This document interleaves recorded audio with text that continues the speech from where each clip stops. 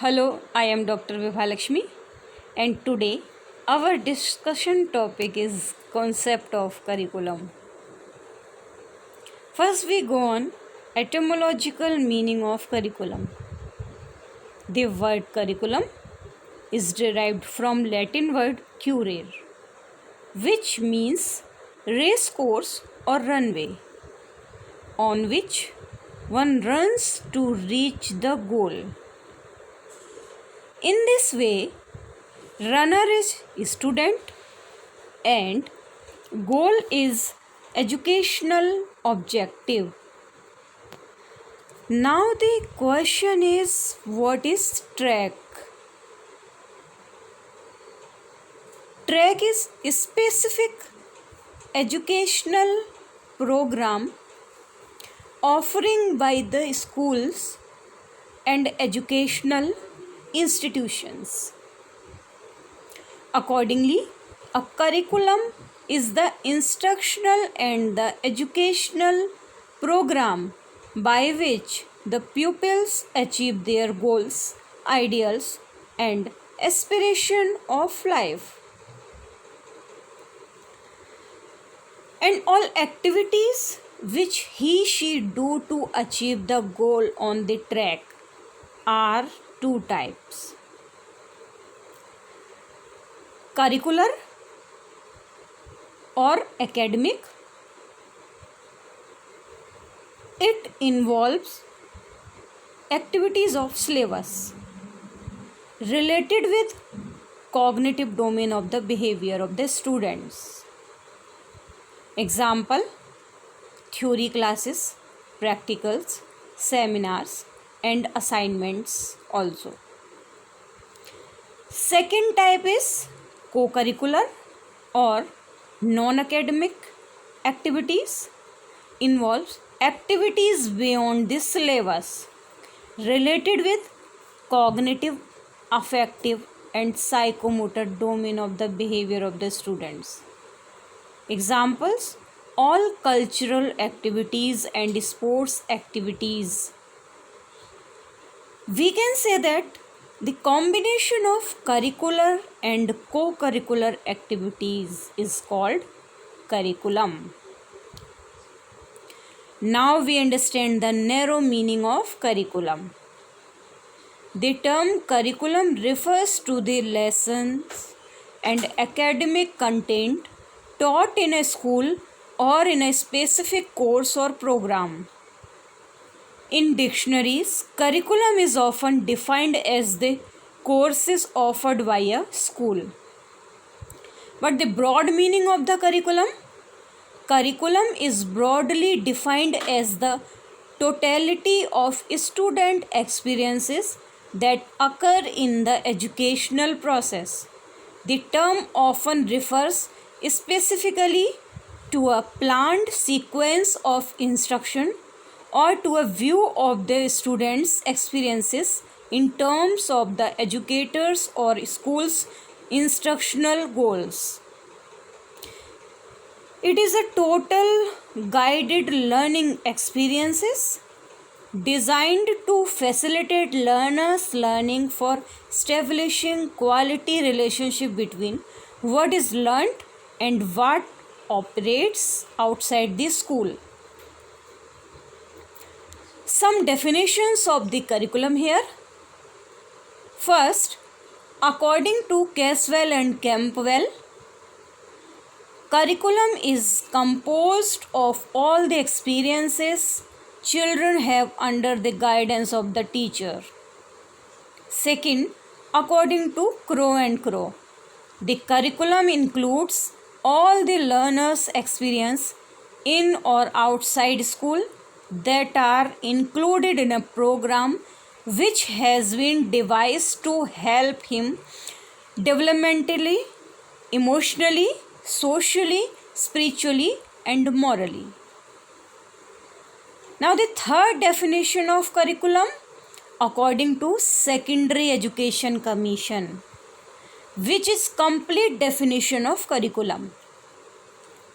According this, curriculum does not mean only the academic subjects traditionally taught in the school, but it includes the total experiences that the pupil receives through the manifold activities that conduct in the school, in the classroom, library, laboratories, workshops, playground, and in numbers of informal contacts between teachers and pupils.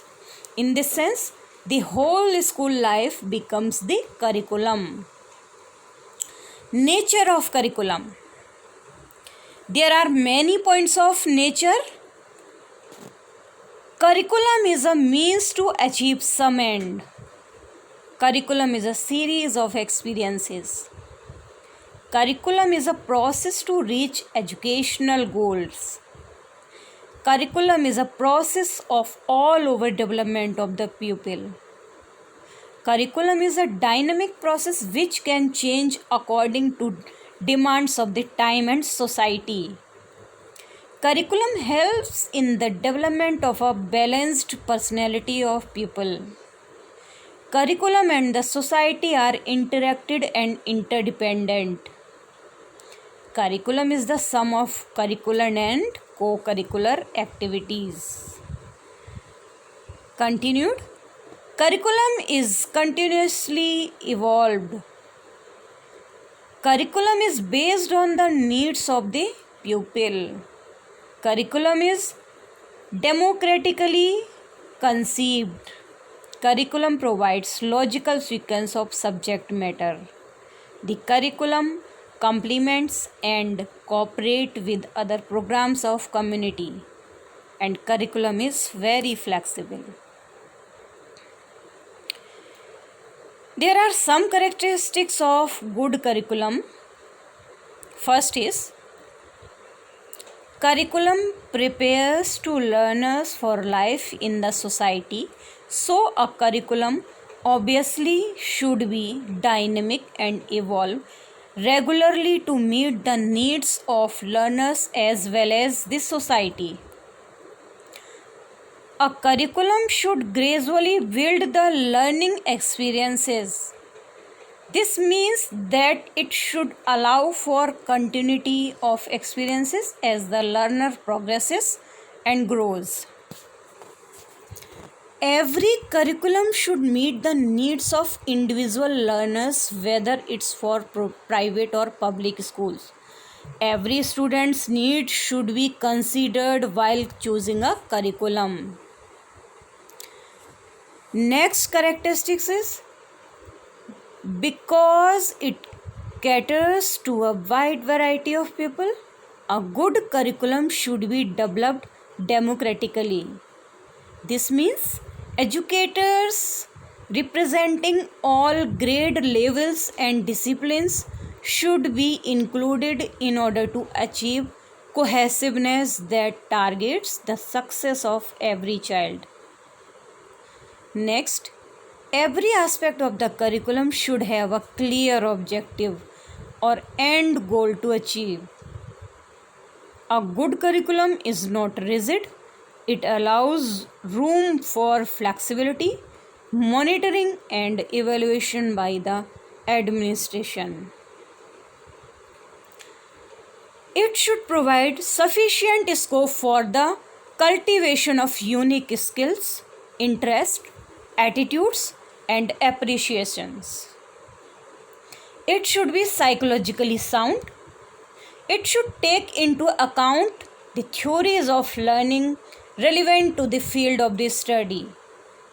As such, a broad range of possible learning style must also be considered. Lastly, a curriculum should be possible for personality development for the learners. In the end, we can say that curriculum is not a textbook nor the materials, videos, and worksheet that helps to instruct students.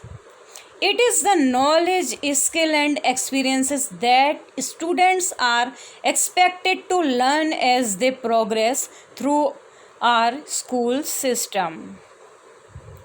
Thank you so much.